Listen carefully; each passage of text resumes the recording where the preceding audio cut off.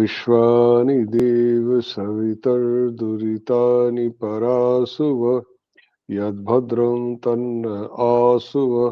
ॐ यां मेधां देवगणाः पितरश्चोपासते तया मामद्य मेधयाग्ने मेधाविनं कुरु स्वाहा।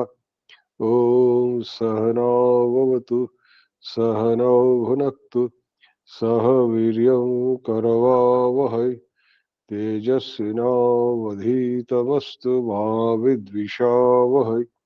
ओम शांति शांति शांति। अब अगला ही श्लोक देखिए। अब वो द्रोण से क्या कह रहे हैं।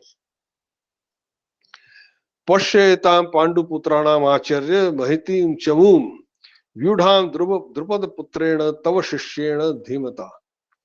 अब यहाँ पर चमू शब्द आया इसके लिए, सेना के लिए। पहले अनिक था, अब यहाँ चमू शब्द आया। अब ये चमू शब्द का क्यों प्रयोग किया है?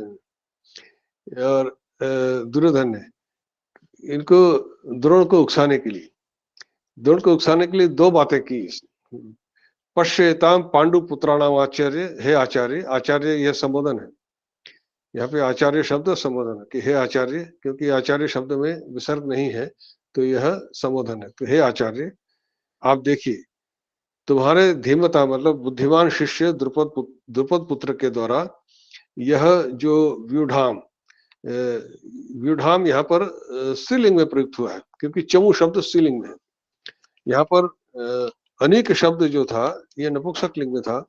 यहाँ पर इसको इन्होंने उस तरीके से किया है, व्यूढ़म शब्द किया है। तो इसलिए अनेक शब्द पुल्लिंग में भी प्रयुक्त होता है, नपुंसक लिंग में प्रयुक्त होता है। तो ये द्वितीय अभिव्यक्ति है, तो व्यूढ़म अनेकम इसमें आया। व्यूढ़ाम यहाँ पर चमू शब्द स्त्रीलिंग है, इसलिए व्यूढ़ाम, व्यूढ़ शब्द वही है पर यहाँ स्त्रीलिंग में प्रयुक्त हुआ है, व्यूढ़ाम ऐसा कहा गया। तो अब यहाँ पर क्या कह रहे हैं। अब एक तो इन्होंने पांडु पुत्रों के इस महतीम, चमू शब्द स्त्रीलिंग में है, इसलिए महत शब्द भी स्त्रीलिंग में प्रयुक्त हुआ, महतीम चमुम, व्यूढ़ाम महतीम चमुम, महतीम चमुम ऐसा कहा।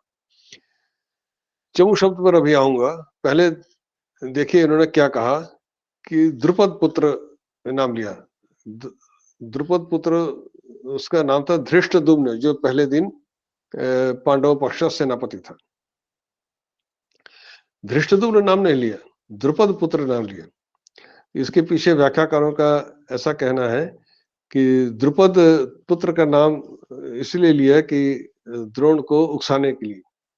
कि हम जानते हैं कि महाभारत में यह है, उल्लेख आता है कि राजा द्रुपद और द्रोण एक साथ विद्या अध्ययन करते थे एक ही गुरु के पास। और द्रुपद तब राजा नहीं थे, तब द्रुपद ने द्रोण से कहा था कि मैं जब, क्योंकि वो राजपुत्र थे, तो मैं जब राजा हो जाऊंगा तो तुमको अपने पास रखूंगा। तो द्रुपद तो बाद में राजा हो गए। फिर द्रोण अत्यंत दरिद्रता में उनका जीवन था, तो वह द्रुपद के पास पहुंचे। द्रुपद ने उनका तिरस्कार किया कि तुम एक दरिद्र ब्राह्मण हो, मैं राजा हूं, मेरी तुम्हारी बराबरी या मित्रता कैसी।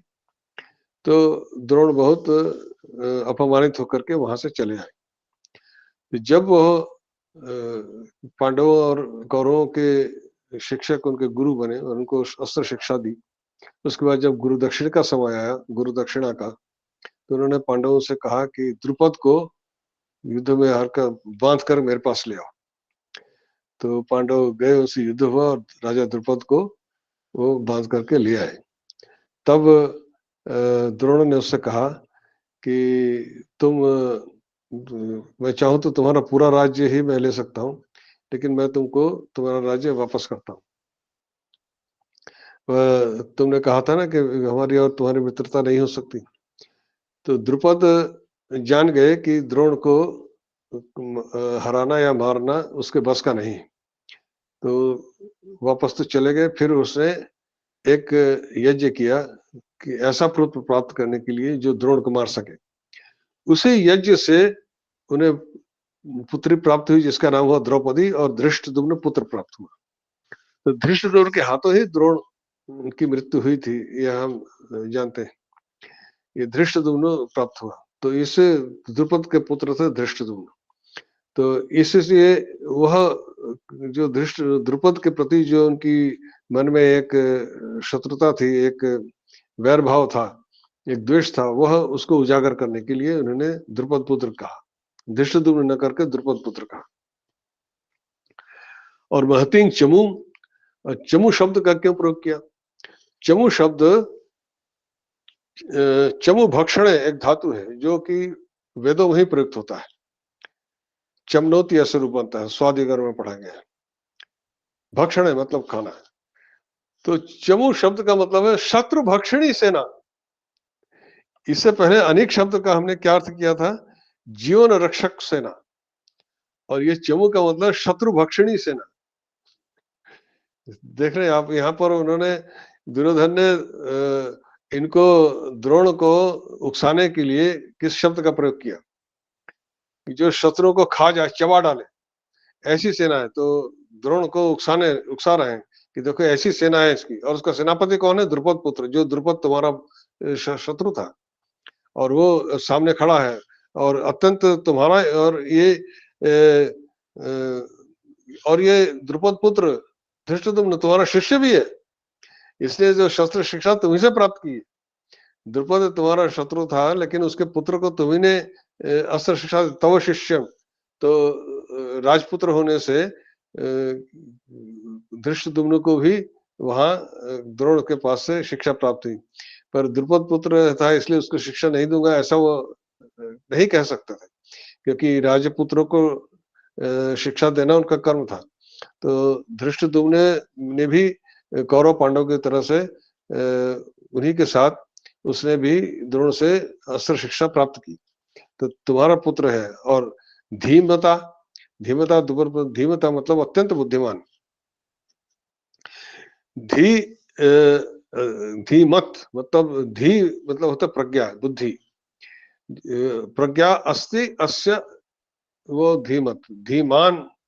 धीमत से धीमत शब्द है, मतलब जिसमें धी है, तो बुद्धि जिसमें हो उसे धीमत कहते हैं। उसका पुल्लिंग में बनता है धीमान।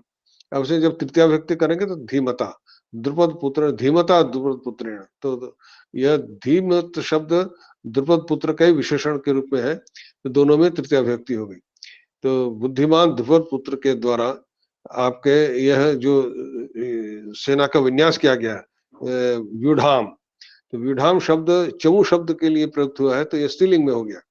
तो इस सेना को विन्यास करने की, विन्यास की हुई सेना जो है, व्यूढ़ा शब्द चमू शब्द के ही विशेषण के रूप में प्रयुक्त हुआ है, इसलिए स्त्रीलिंग में है। महती व्यूढ़ाम चमू मतलब यह विशाल सेना, सम्यक रूप से विन्यस्त सेना जो है चमू, अर्थात शत्रु भक्षणी सेना, चमू शब्द का प्रयोग किया। और कहा कि इसको देखिए, वो किसके द्वारा वो किया जा रहा है? आप ही के बुद्धिमान शिष्य द्रुपद पुत्र के द्वारा। तो इस प्रकार से द्रोण को वो उकसा रहे हैं दुर्योधन। ओम द्यौः शान्तिरन्तरिक्षगुं शान्तिः, पृथिवी शान्तिरापः शान्तिरोषधयः शान्तिः, वनस्पतयः शान्तिर्विश्वे देवाः शान्तिर्ब्रह्म शान्तिः, सर्वगुं शान्तिः शान्तिरेव शान्तिः, सामा शान्तिरेधि। ओम शांति शांति शांति।